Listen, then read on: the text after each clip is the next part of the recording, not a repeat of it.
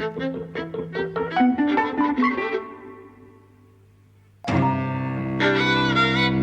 and welcome to Eavesdropping at the Movies. I'm Mike. And I'm José. And today we have seen Booksmart. Yes. Which is a coming-of-age, high school comedy, bit of drama. It's all about girls, and it's girls in high school. It's directed by Olivia Wilde, yes, who people know as an actress. This is her feature debut. Yes. She's directed at least one short before.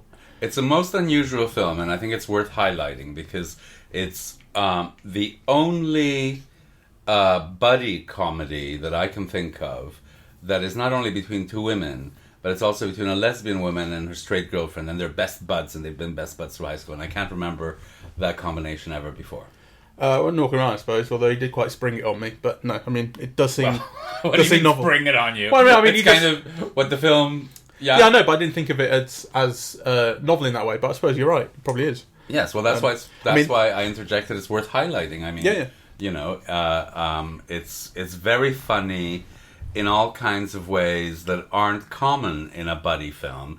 And actually, a lot of it has to do with, like, you know, women's sexuality and kind of, you know, the way they interact. And, you know, in many ways they're making vulva jokes the way that, like, you know, in other comedies men make dick jokes and so on.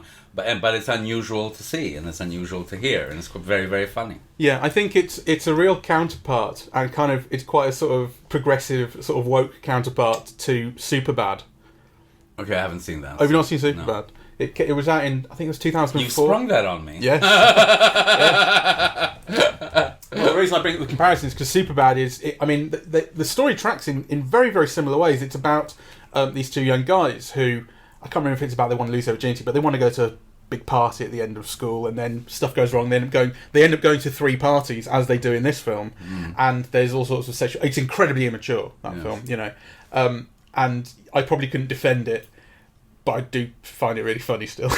I think this is really unusual because it is also all about female desire and very many different kinds of female desire. You know, desire for women, or, you know, the typical high school thing of having crushes on boys, but all seen from, like, the women's point of view. And actually also, you know, the fucking up or the screwing up, the you know, the sexual moment, but again, this time with a girl rather than the guy, you know, and the insecurities that engenders. So I think it's kind of really novel and unusual and very, very funny. I mean, I laughed out loud throughout. Yeah, so did I. I thought it was great. I think we seemed like the only people laughing. I mean, it was a sort of midday screening, so not many people in cinema, but we were going for it with laughter. And other people, I think we were putting them off. Well, they can fuck themselves. I mean, you know, really funny. I had no expectations for this film. I don't think I've even heard of it, really. And it caught me by surprise in a delightful way. I mean, it's full of great jokes. It's very, very funny. It's also, you know, so some of the criticisms that we always make, this American comedy, it's really all about the improvisation and, you know, kind of some of the humor revolves around jokes, and they're often just verbal ones and so on. And actually, to a large extent, this film is also like that, though it has kind of some brilliant oral and visual moments, right? But it is mostly a comedy of situation and kind of, you know, performance. But it's situations and performance that are unusual. So, for example, it's got these 2 gay characters, and really, you know, they are there to be funny, right? But the attitude to them is, you know, kind of, it's they are funny with it. So kind of, you know, the campness comes from a camp place. It's not kind of, you know, objectified or kind of dismissed or kind of put to the side or made to seem somehow inferior, right? Kind of, they're brilliant moments of comedy in the film, you know, which I think kind of works terrifically well. Yeah, the film is brilliantly cast.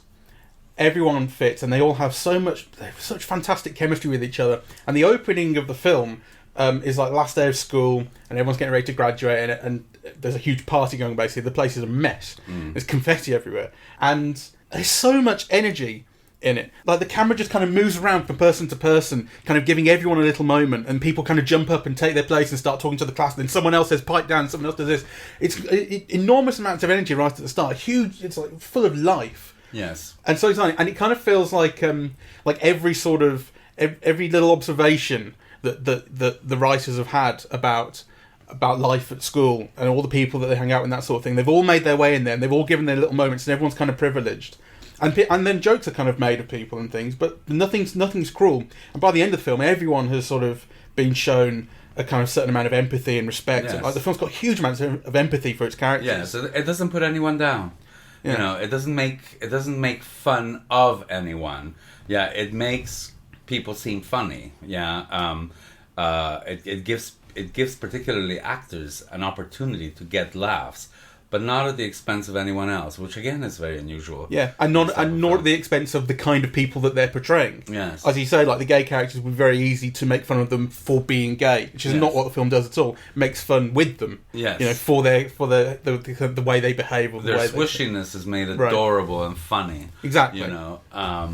So and actually that's true. So normally in a teen film of this kind, because the film revolves around these two girls who've been good all their lives and they're book smart and they're the top students in the class, you know, and they realize the day before they graduate that actually some of their colleagues who they've been feeling very superior to have not only been accepted in universities as good as the ones they've been accepted to, but actually have had fun all through high school. So they resolve to, at least on the last night, you know, party, right? So you can imagine that this would be a film in which, you know, you could have made fun of the jock or the person who wasn't very bright, or, you know, the prom queen or king or whatever. But actually, the film has empathy for all of them and kind of, you know, and brings them all together, really. Yeah. I think what's really remarkable about it is that it shows the different cliques and the different people at school at odds with each other, and the kind of the little wars and fights and oppositions that they have. Yes. You know, like the girls who,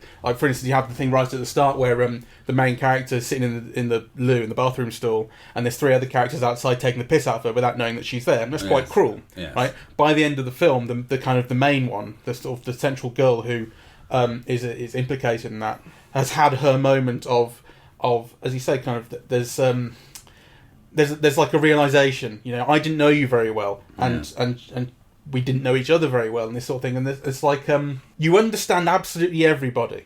Yes. You know, whether, you know, no matter how kind of archetypal they are, which everyone sort of is to a degree, right? These people do fit into. These are all types. These are all types. The rich guy, the jock, you know, and so on. Yeah. And the way in which empathy and humility is expressed is kind of predictable. I think, you know, I think it's kind of predictable that the central character. Let me just remind. Molly is her name. Yes. She's the one who's really, really bookish, and super proud that she got into Yale, and then is devastated to find that other people have got into Yale and Harvard and things. Yes. The moment where she. Do you know who Molly is? Who was played by? Who played? Beanie Feldstein. You know who she is? I recognise her. She's Jonah Hill's sister. Ah, okay. Which, as soon as you say it, you can recognise. Well, I mean, I thought of her as a kind of Jonah Hill sort of type in a way. Yeah, well, there you go. But the moment in the car where AAA, as the other character's called, picks her up and gives her a lift, and they have that moment of kind of expressing a certain amount of empathy for each other, and then that final speech where she sort of says, "I felt superior to all of you." Yes. And essentially, I didn't know you, and I'm kind of. She doesn't exactly apologise, but there's a kind of coming clean about I'm not as brilliant as I thought I was, and we all need to learn stuff. Like it feels predictable. You feel that the film is going there. On the other hand, it doesn't make it any less the iteration or... of the performances, of the dialogue, and so on is just brilliant. I mean, this is a film made by people who know comedy and know how to get a laugh. Lisa Kudrow has just, I think, 2 or 3 brief moments. She plays the mother of Amy of AAA. No, AAA is the horrible girl. Amy is the friend. Okay, yeah. So she plays the mother of Amy, and she just has about 3 or 4 lines, you know. And one of them, I just broke out laughing. It's like, you know, just the way that she said it was so funny, you know, that she got a huge laugh out of it. It was a very ordinary line. I mean, I don't know what it was about, kind of take your lunch or something. It was something absolutely banal, right? But she was just brilliant, and her timing was brilliant, and also it was the button on the scene about not needing all the details, something like that, too much information, yes. something along those lines. Yeah. So, and actually, the film is full of moments like that. Right, so I think, is it Jason Sudeikis? Jason Sudeikis is the teacher, the principal. The principal, and also the cab driver. I mean, again, very simple stuff, right? But, just kind of the reading of the lines and some of his reactions. Like, he's really kind of warm and, kind of attractive. He's a kind of an actor that lets you in. And, kind of, he's just funny, Yeah. Jessica Williams as well. As which the other part was she? She's the black lady who's the other teacher who gives them dresses and stuff and ends up going to the party. Yes, she's great, and she overuses the word empathy, but like the way which she relates to the girls and helps them out and kind of knows who they are and relates her own story to them feels really again open. Yes, but it's an empathy that's not saintly. That's not about adhering to a rigid set of morals and being kind of a stereotypical definition of a good person. I mean, it's a kind of empathy that is aware of the frailties of human nature, right? So again, that teacher who is so empathetic nonetheless ends up having sex with one of her students at a party, right? So she this film is not about like perfect people or paragons of virtue or anything like that. Well, I mean, her whole thing is, thank you so much for going to a party at last. I've wanted you to break the rules ever since you got to high school. Exactly. So, and there were a few, I just want to single out, and you'll have to help me because, but the very camp black actor was just brilliant. What was his name? Austin Crute. Austin Crute. I want to single him out because, he was just living that role. And again, kind of doing it in a way where every gesture got a laugh, right? I mean, every time he appeared on screen, I just kind of it just made me happy to see him, right? Yeah. And really, he's very secondary, right? He's almost like a bit part player. He's only, he's in the background through much of the film, but he's only got a few lines, and he only comes to the fore, kind of just a few times.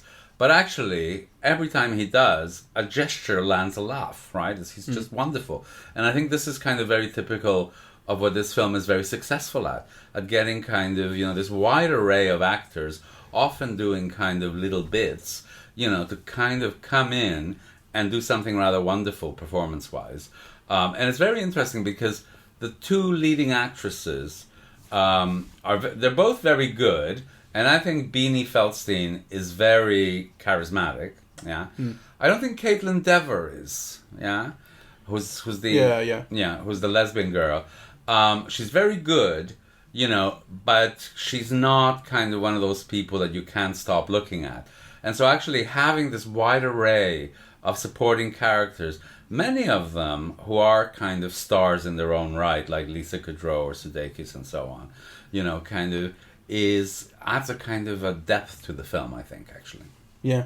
And what you're saying about everyone having their little moments, I think that's what the early part of the film in particular is really built around. There are loads and loads of little individual lines that get good laughs, or little kind of facial gestures that people make towards other people, or noises, that sort of thing. Like the opening is absolutely full of that.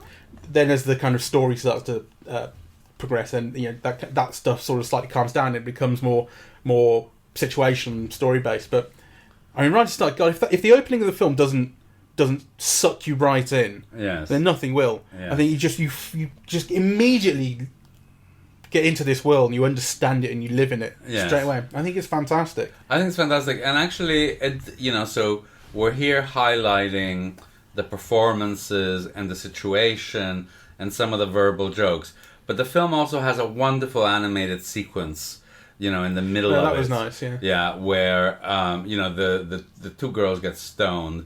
And kind of they imagine themselves as Barbie type dolls, tottering on high heels, and so actually that whole bit, which again is mostly verbal, because actually what's funny is really what the girls are saying. It's their commentary on what they're experiencing. Barbies, right? Yeah, and on what society expects of Barbie women to be, but nonetheless, right, kind of having it animated like that. Is a real plus. And actually there's some very good sound jokes as well, of kind of, things in relation to the shifting of sound. So, So it's or just the right sound effect. I'm thinking of the bit where Gigi, the character who just keeps on showing up everywhere, and is very dramatic about herself. And it's fantastic. Billie Lourd is fantastic doing that character. She's brilliant. She announces that she's going to kill herself, I think, and she just flops into the pool. And the sound of her hitting the water, it's a very particular sound, and it's just perfect for the moment. It's very good. There's lots of little bits kind of breaking a sort of breaking a mood in a comic way, like right at the end where the two main characters are saying goodbye to each other because she's dropping off at the airport to go to Botswana and do her charity sort of thing. They play Unchained Melody. It's a cover of Unchained Melody, and I was thinking, oh god, you're ruining this. Like, Unchained Melody is not the right choice. It's just, I don't think it's a very good song personally, but it's also not a very good cover, and it is so kind of saccharine and stuff. I'm thinking, oh, is this really what you're doing? And then it's punctuated with a comic moment, and that's perfect. Like, that saved the ending of the film for me. The Everly, but that's obviously the point of it. I think it's the Everly Brothers version of that. It's just so beautiful. It's no Robson and Jerome. It certainly isn't. It's so much better. But anyway, that's worth commenting on. It has a fantastic soundtrack. I mean, it has a soundtrack that makes you think, oh, I'm going to go home and look up that song. Yeah. So that's not what I thought. The thing that I was thinking about the soundtrack during the film, it's full of music that I would never pay any attention to. It's very electronic dance music. It's nicely produced and everything. And these are, I don't know any of the music, so they're probably big hits. I don't know, but the thing that I think is notable is that this film shows how great rubbish music can be. That music I think is not interesting in the right scene and in the right film. Okay, so I think the film makes the music really great to listen to because it all fits. Okay, so but I would never listen to it myself. We start from different places, but we end up in the same place. Because actually, I thought the music was very good, and it was very well deployed. You're thinking, oh, it's rubbish, but actually, the way that it was used in the film made it great. Totally. Yeah. So, anyway, we should probably wrap it up here. I mean, I think it's a wonderfully smart comedy.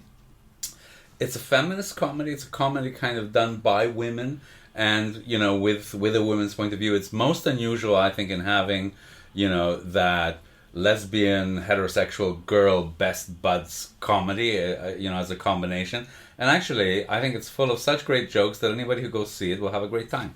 Yeah, and hugely kind of self-knowing in all the right ways as well, and like without apologising for itself. In fact, there's a bit in the film where Molly says, women apologise too much, but I need to apologise to you because we've got so much to apologise.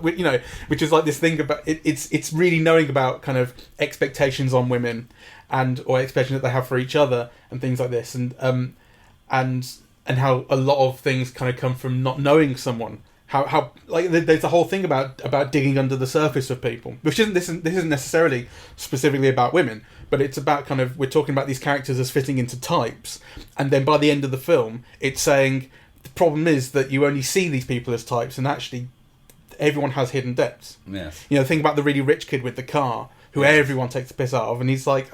He's a sweetheart. Right, exactly. Which again, I think these are not the most original observations to make or original messages to put out, but I think they're fantastic and wonderful and really heartfelt, and I loved every minute of it. Yes, I think it's a feminist comedy, that men will adore as well. The film is completely sweet about all of the men, and it's kind of.